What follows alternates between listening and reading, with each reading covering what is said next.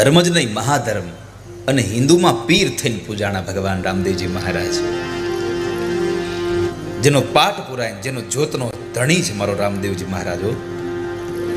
ભક્તરાજ વજા બાપાએ જે રામા ધણીને સમેર્યો છે, જે ભગવાન રામદેવજી મહારાજની 12 બીજના ધણીની ઉપાસના કરી છે, અને એ 12 બીજનો ધણી શું કરી શકે એનો એક પ્રત્યક્ષ તમને ઘટનાનો દાખલો કહું મારા. માલદે રૂપાદેનો પ્રસંગ છે. માલદે કરીને એક રાજા હતો, એને 2 રાણીઓ હતી, રૂપાદે અને ચંદ્રાવલી. 2 રાણીઓ હતી એમની.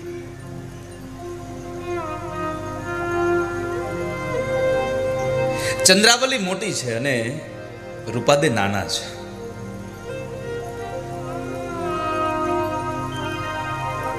ચંદ્રાવલી હતી રાજઘરાણાની એક દીકરી હતી, એ કુંવરી હતી, એટલે કામકાજમાં થોડીક નિપુણ હતી. એટલે રૂપાદે એના બેના મહેલ અલગ અલગ હતા રહેવા માટેના. એટલે રૂપાદે એના મહેલની અંદર શું કરે છે એની ઉપર ચાંપતી નજર રાખે.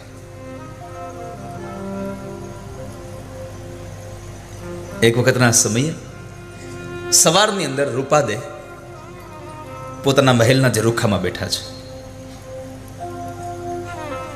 અને એ ઝરૂખામાં જ્યારે બેઠા હતા ત્યારે એક રસ્તો હતો ને એમાં નજર ગઈ એની. જે દાસી હોય એને એ સમયમાં બાનડી કહેવામાં આવતી.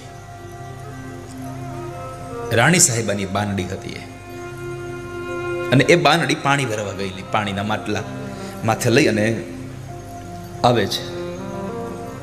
ઘટના એ ઘટી કે જે માર્ગ ઉપરથી ઓલી બાનડી પાણીના માટલાઓ પોતાના માથા પર મૂકીને ચાલી આવે છે, એ સમયે 2 આંખલાઓ રસ્તામાં બાંધી રહ્યા છે. સવારનો પહોર છે, એટલે આંખલાઓ બી બાંધતા હતા. એટલે એ આંખલાથી બચવા માટે ઓલી બાનડી એક મકાનનો ઓટો હતો, એ ઓટો પર ચડી જાય છે બચવા માટે.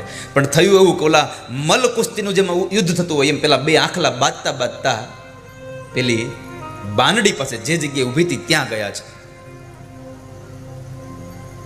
અને એ જગ્યાએ જે આંખલાઓ ગયા, જે બાનડી ઓલી ઓટા ઉપર ઊભી છે, માથા ઉપર બેડું ભર્યું છે, હેલ ભરી છે, અને આ બાજુ રૂપાદેની આંખો ફાટી જાય છે. આ શું? પોતાની નજરે જોવે છે આ ઘટના, અને ઘટના અસાધારણ નહોતી વાલા, સાધારણ ઘટના હોય નહોતી, એવી દિવ્ય ઘટના ઘટી ગઈ કે પેલી બાનડી જે ઓટા ઉપર ઊભી છે, 2 આંખલાઓ બાંધતા બાંધતા એની પાસે ગયા છે, માથા ઉપરના બેડાઓ પડી જવાની સ્થિતિમાં હતા, અને એ સમયે બાનડીના માથા ઉપરથી 1 વેત માટલા અધર જઈને નિરાધાર ઊભા છે એમનું. એટલે રૂપાદેને થયું આ શું? એના માથાથી અળગા થઈ અને માટલા એમને ઉભા રહી છે. આ શું? આવો ચમત્કાર જોયો નથી ક્યારે.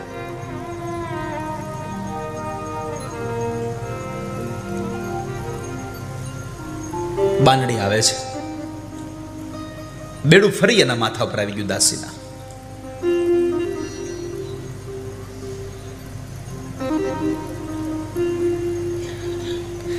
રૂપાદીને થયું મારે હવે આ ચમત્કાર વિશે મારે પૂછવું છે, આ ઘટના વિશે આ દાસીને. જ્યારે બાનડી રૂપાદે પાસે આવે છે ત્યારે એમણે કહ્યું, સવારનો જ થયેલો સમય એ પ્રસંગ હતો, એ ઘટના હતી. એને કહીને કહ્યું કે બાનડી આવું થયું કેમ? વાત સાંભળીને તો બાનડીને એવું થયું કે આવું થતું હશે, પણ પછી થયું કે ના, કદાચ અમારા ગુરુની કૃપા હોય મારા ઉપર. આ કદાચ મારું નહીં, મારા ગુરુની જ કૃપા હશે મારા ઉપર. મારા સમર્થ ગુરુ એને મને ધ્યાનમાં ઊંડી ઉતારી હશે, તો કદાચ આ ઘટના ઘટી હોય. ગુરુ મહારાજની યાદ આવી અને બાનડીની આંખોમાંથી આંસુઓની ધારા વહી ગઈ છે. એટલે રૂપાદેથી ન રહેવાય. એટલે રૂપાદેએ કહ્યું કે દાસી, તારે ન કહેવું હોય તો કાંઈ વાંધો, તું રડીશ નહીં. તારે તારા ચમત્કારની વાત ન કરવી હોય તો કાંઈ વાંધો નથી, મારે નથી જાણવું. પણ તું રડવાનું છોડ દે.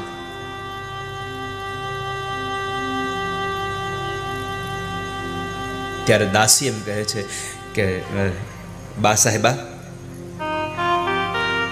મારી આંખમાંથી એ દુઃખના આંસુ નથી, આ મારી આંખ હવે હરખના આંસુડા રડે છે કે મારા ગુરુની અસમ કૃપા મારા ઉપર થઈ. આ તમે મને એનો ઉદાહરણ આપ્યું, તમે મને પ્રત્યક્ષ કરાવ્યું. અને આ ઘટના ઘટી હશે એનું એકમાત્ર કારણ હશે મારા ગુરુના પ્રતાપે વહેલી સવાર હતી એટલે હું સવારમાં ભગવાનના નામમાં ધ્યાનમાં હશ. કદાચ હું ભગવાનના ધ્યાનમાં બેઠી હશે, એ ભગવાનના ધ્યાનમાં મારું મન લાગી ગયું હશે એટલે કદાચ મારા ગુરુને અસીમ કૃપાથી ભગવાને મારી આ રક્ષા કરી હશે.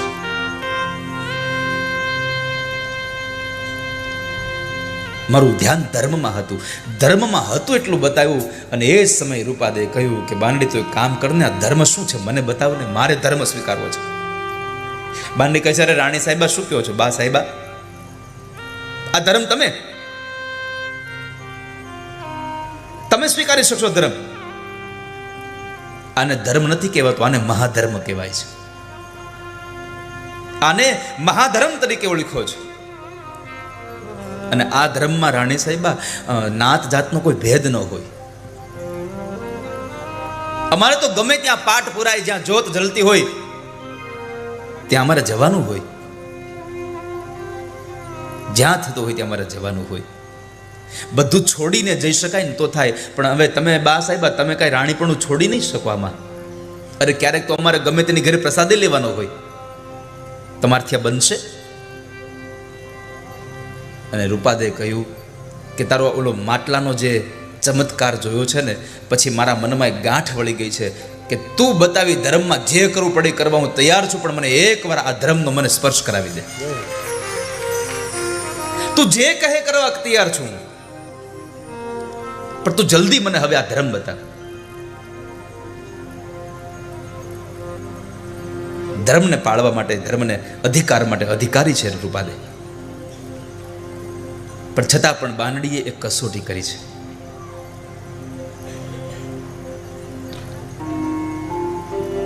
કે જરાક જોઈ તો લઉં કે બા સાહેબા શું કરી શકે છે. તો કહે છે, બા સાહેબા તમે ધર્મ સ્વીકારવામાં ના નથી, પણ તમને ખબર છે આપણા શહેરના આ મહાધર્મ જેને સનાતન ધર્મ કહેવાયો છે, એ સનાતન ધર્મના આપણા શહેરના આગેવાન મેઘધારુ છે.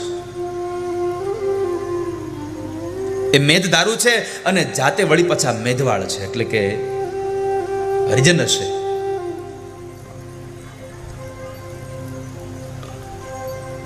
અને આ તો સનાતન ધર્મ છે.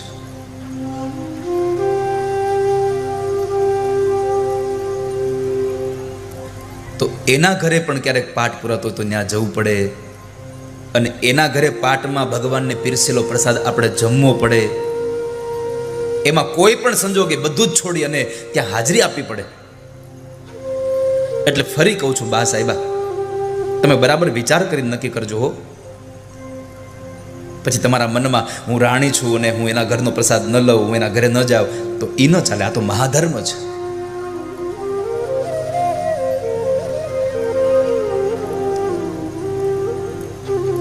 પણ રૂપાદે કહ્યું કે તું જે કે તે કરે, પણ તું એકવાર મને આ મહાધર્મને સ્પર્શ કરાવી દે, મને તારા ગુરુને મેળવી દે. તો કહે છે કે રાહ જુઓ, મારા ગુરુ વધારશે એટલે હું મારા ગુરુ પાસે તમને લઈ જઈશ. અને મારા ગુરુ છે ઉગમસિંહ દાદા, એ અમારા ગુરુ છે, અને હું તમને એની પાસે લઈ જઈશ. એ તમને રહસ્યની વાતો સમજાવશે. બાનડીએ ખાતરી આપી છે કે હું તમને લઈ જઈશ, પણ વારે વારે રૂપાદે કહે છે કે હવે તારા ગુરુ આવ્યા કે નહીં. અને એવામાં બરાબર બીજનો દિવસ આવે છે, અને બીજના દિવસે મેઘધારુને ત્યાં અનેક સંતો ભક્તો આવ્યા છે. ગુરુદેવ ઉગમસિંહ દાદા પણ આવ્યા છે. અને ત્યાં જવાની વાત છે. ગુરુ મહારાજની સ્વાગત થાય છે, એની ચરણની વંદના થઈ છે. ઓલી બાનડી છે એ ગુરુ મહારાજ ઉગમસિંહ દાદાને રૂપાદેની વાત કરે છે. મેઘધારુએ પણ કહ્યું કે ગુરુદેવ મહાન સતી છે હોય, નિજ ધર્મમાં જેનો મન લાગી ગયું છે, હવે મહાધર્મમાં જેની ચાહના થઈ ગઈ છે, આસક્તિ થઈ ગઈ છે. અરે સંત માળાનો ઝળહળતો એક મણકો છે.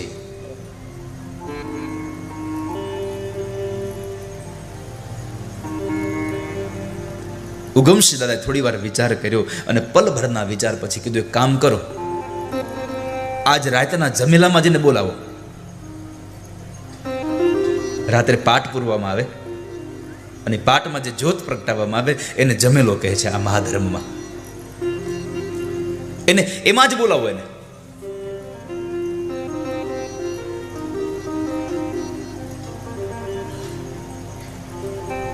અને એવા સમયે રાજ દરબારમાં કોઈને જાણ ન થાય એ રીતે બાનડી અને રાણી રૂપાદે મેઘધારુના ઘેર પાઠ પૂજામાં જવા માટે પહોંચી જાય છે. ગુરુ ઉગમસિંહ દાદાએ એમને ધર્મનો બોધ આપ્યો છે, આશીર્વાદ આપ્યા છે, રવાના કર્યા છે. અને એકવાર ઉગમસિંહ દાદાને મળ્યા પછી, ધર્મનો રહસ્ય જાણ્યા પછી રૂપાદીમાં એટલું જબરજસ્ત પરિવર્તન આવ્યું. એના આંગણામાં તુલસીનો ક્યારો વવાડાયો. આખો દિવસ ધર્મમાં રહે, આખો દિવસ ભગવાનના ધ્યાનમાં રહે, આખો દિવસ ભગવાનનું ભજન જ કર્યા કરે. રાજાની માલદીની જે બીજી રાણી ચંદ્રાવલી હતી, એને એમ થયું કે આવડી આ રાજાને માનીતી થવા માટે થઈ અને બધા ટૂચકા કરતી લાગે છે, પણ હું એને પહોંચી વળીશ, મૂળમાંથી જ એનો કાંટો કાઢી નાખીશ. એને મૂળમાંથી કાંટો કાઢી નાખું. યાદ રાખજો, જેની દ્રષ્ટિમાં જ દોષ હોય અને જેના વિચારોમાં જ વિકાર હોય એને સામેવાળા માણસનું કોઈ દી સારું કામ ગમે નહીં. કોઈ યાર જેની દ્રષ્ટિમાં દોષ હોય, જેના વિચારોમાં વિકાર હોય.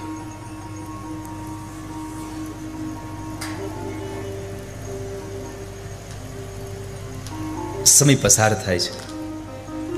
આ બાજુ રાણી ચંદ્રાવલીના મનમાં હવે પોતાને જ એક કીડો ઉદ્ભવ્યો થયો કે રૂપાદે કદાચ આવું એટલે કરતી છે મારો કાંટો કાઢી નાખવા હાટુ, મને પોતાને જ મારી નાખવા માટે આવું કરતી હશે. હવે ચંદ્રાવલી એક જ વિચાર કરે છે, ગમે તેમ કરીને આને લાગમાં લેવી, ગમે તેમ કરીને હવે આનો કાંટો કાઢવો છે. એટલે ચંદ્રાવલી રાજા માલદેના કાનની અંદર રૂપાદેના વિચારોમાં શંકા કુશંકા નાખ્યા કરે છે, ભેદભાવ નાખ્યા કરે છે, મીઠું ને મરચું ભભરાવ્યા કરે છે.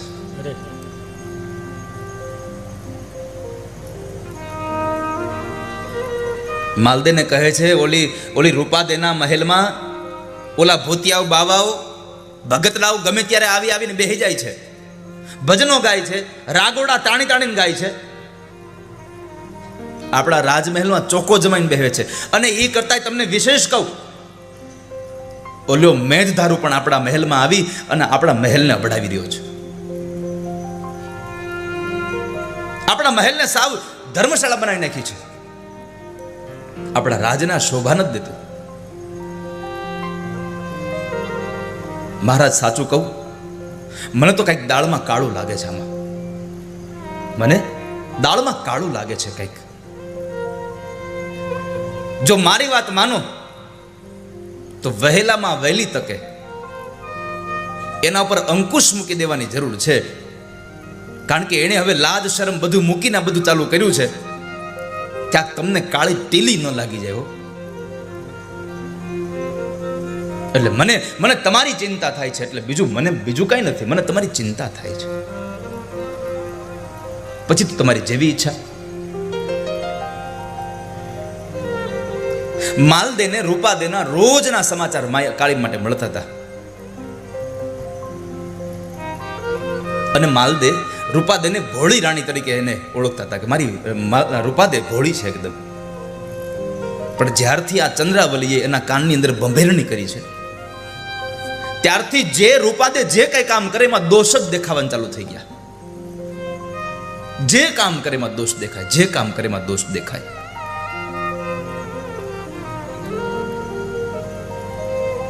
અને એમાં એક વખતના સમયે માલદે હવે રૂપાદેનો જે મહેલ છે એને કડક ચોકો લગાડી દીધો, સખત એવી ચોકી પેરી કરાવી દીધી. બંદીખાનામાં જેને પૂર્યા હોય માણસને એવી હાલત રૂપાદેની થઈ જાય છે. અને ખબર પડી ગઈ આ કાર બધું ચંદ્રાવલીનું છે. મારા પતિને મહારાજને મારી શંકામાં નાખીને મારાથી સૌ નારાજ કરી દીધો છે. રાણી રૂપાદે મહેલની બહાર નથી નીકળી શકતા.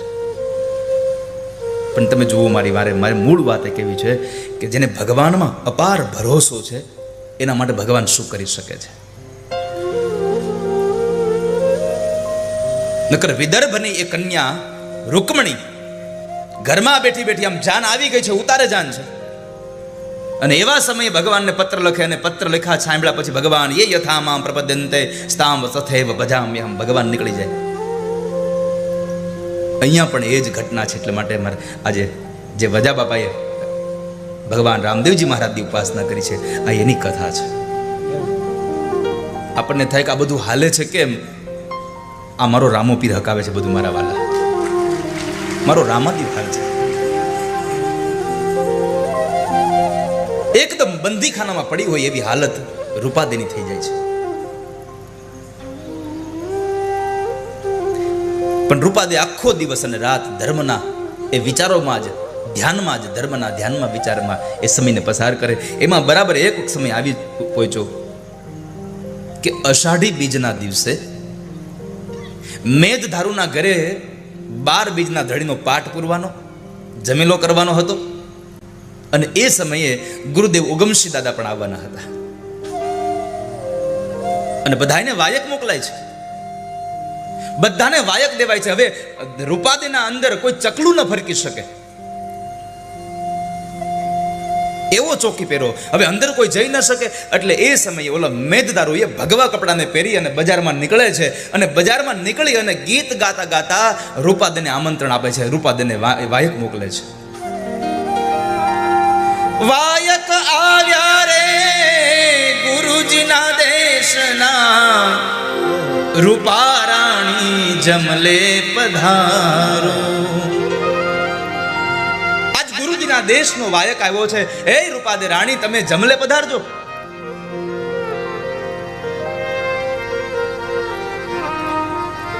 તમને પાટમાં એ પૂજાની અંદર તમને આવવા માટે હું આમંત્રણ દેવા આવી ગયું છે. બધા મંડળો આવી ગયા છે, ઉગમસિંહ દાદાએ આવી ગયા છે.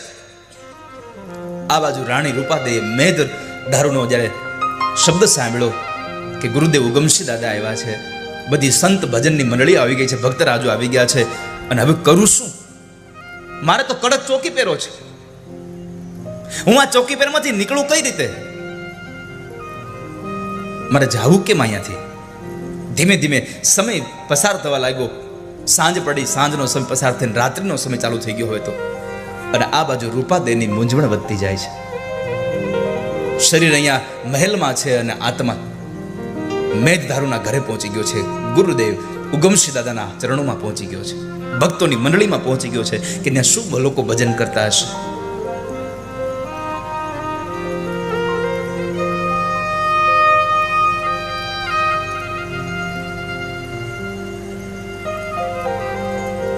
મેઘધારુ કહે છે કે આપણા ગુરુજી પાટે પધાર્યા છે, તમે સમજી અને શબ્દ ચાલો રે. અને પેલાના સમયમાં સમજણ બહુ હતી વાલા, પેલાના સમયમાં સમજણ બહુ હતી.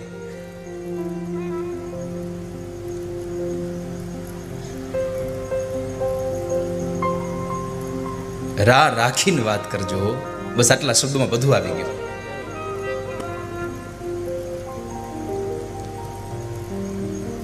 એક કાગળ લખો ને મેં લખ્યું રા રાખીને વાત કરજો. દેવાયત બોદર એમ લખીએ કે જાઓ આ પત્ર મારા ઘરે આપી આવું અને નવગઢને લઈ આવો, પણ રા રાખીને વાત કરજો. આટલું કર્યું ને અહીંયા પત્ની સમજી જાય છે. રા નવગઢને રાખી અને પોતાના દીકરાને આપી દે છે. અને મેં હંમેશા કહ્યું છે, સંબંધો સમાધાનથી ટકે ને એમાં મજા નથી, સંબંધો સમજણથી ટકે એમાં બહુ મજા છે વાલા. સમજણ હોવી જોઈએ, સમાધાન નહીં.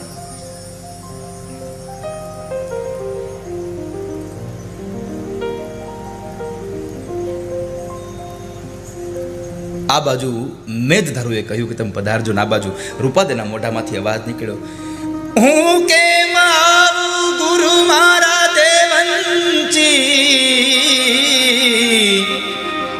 સુતો માલ દે જાગેજી.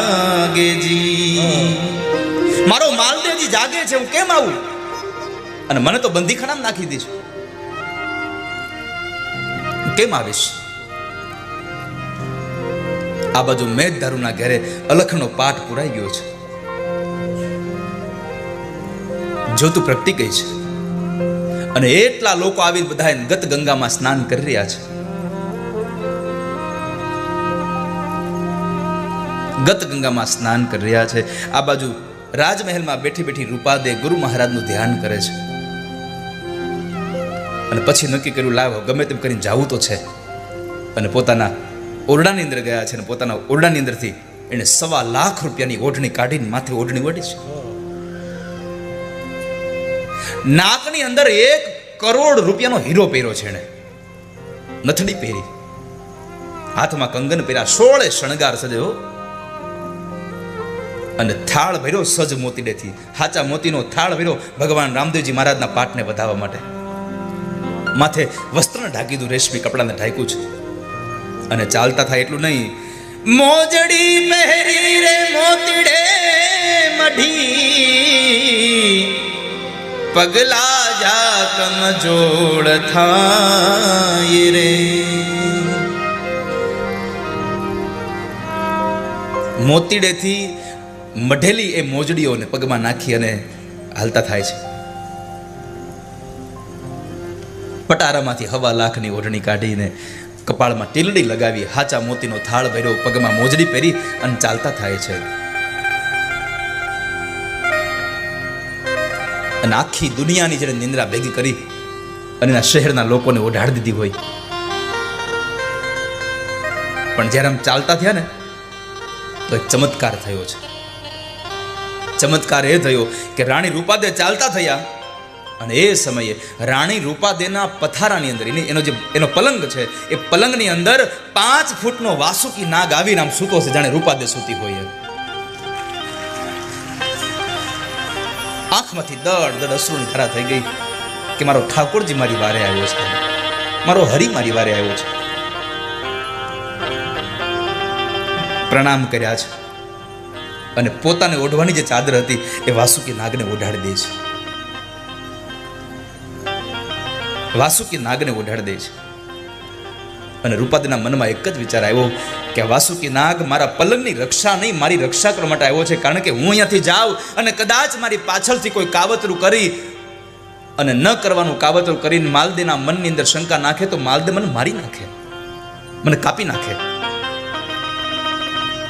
પણ મારા જીવને ક્યારેય કોઈ કલંક ન લાગે, એટલે મારો ભગવાન, મારો ઠાકોરજી મારી વારે આવ્યો છે. વાસુકી નાગને પગે લાગી અને રૂપાદે નીકળે છે. મહેલના દરવાજે આવીને જુએ છે તો દરવાજાને તોતિંગ તાળા માર્યા છે, મોટા મોટા તોતિંગ તાળાઓ માર્યા છે. જેસલમેરના તાળાઓ તે સમય બહુ વખણાતા, જેસલમેરના તાળા માર્યા મોટા મોટા. અને દરવાજો બંધ કરેલો છે, તાળું મારેલું છે, અને ત્યાં દરવાજાની આડોલો પ્રોળિયો હોતો છે, એટલે કે રક્ષણ કરનારો સેવકને વચમાં હોતો છે, એને એ સમયમાં પ્રોળિયા કહેતા. એ પ્રોળિયો સૂતો છે. પ્રોળિયાને કીધું, એ મારા વીરા, તું સૂતો છો, થોડીક વાર જાગી જા ને. એ મારા વીરા, જાગી જા ને. અને જો જાગી ગયો હોય તો થોડીક વાર દરવાજો ખોલી દે ને, મારા 12 બીજના ધણીનો પાઠ છે, મને જ્યોતના દર્શન માટે જવું છે, મને દરવાજો ખોલી દઈશ. એના મનમાં આવી ઈચ્છા હતી કે કદાચ એ મારું કામ કરી દેશે. એટલે રૂપાદેના બોલવાના અવાજથી ઓલો પ્રોળિયો જાગે છે, અને નિંદ્રમાં જે ઘેઘૂર બન્યો હતો એ જરા આંખો આમ ચોળતો ચોળતો ઉઠે છે, અડધી નિંદ્રમાં છે, અને કહે છે જોતા ત્યાં જેસલમેરના તાળા માર્યા છે અને ચાવીઓ માલદે પાસે હોય છે, સવારે ચાવી આવશે ખુલશે, જાઓ હોઈ જાઓ, અડધી રાતે ક્યાં તમારે જવું છે? અને જ્યાં સુધી તાળા ન ખુલે ત્યાં સુધી રામ રામ ભજો જાઓ. આટલું બોલીને વળી પાછો હુઈ ગયો. તો પલંગમાં વાસુકી નાગ હૂતો છે, દરવાજે તોતિંગ તાળા માર્યા છે, ચાવી રાજા માલદે પાસે છે, અને આંખો બંધ કરી અને એ રૂપાદયે અલખ ધણીનું ધ્યાન ધર્યું જ પાલા. આંખો બંધ થઈ ગઈ. હવે કે હે નાથ, શું કરું હું? મારે તો ઘણું આવવું છે, મારે જ્યોતના સાચા ભાવથી દર્શન કરવા છે. હે જ્યોતના ધણી, હે 12 બીજના ધણી, મારી વારે આવજો. અંતરમાંથી પોકાર થયો અને એવા સમયે ઉભા